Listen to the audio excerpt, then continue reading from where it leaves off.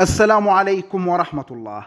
محمد سيداتي وزير خارجية الصحراء الغربية يقول: المخزن فشل في عرقلة حضور الجمهورية الصحراوية خلال اجتماع طوكيو، وأوجه هذه الرسالة إلى الجزائر على الوقوف بجانبنا. ولكن قبل أن نبدأ أعزائي المتابعين، لا تنسوا الاشتراك في هذه القناة ودعم هذا المقطع بلايك. تحدث وزير خارجية الصحراء الغربية محمد سيداتي بمقر سفارة الجمهورية العربية الصحراوية عما حدث خلال مؤتمر طوكيو من خلال تهجم المخزن وفشله في عرقلة حضور الجمهور الصحراوي خلال الاجتماع، ووقوف الجزائر والدفاع عن الصحراء في هذا الاجتماع، حيث أشار محمد سيداتي خلال الندوة الصحفية وقال أن الاعتداء الهمجي الخطير من طرف الوفد المغربي على الوفد الصحراوي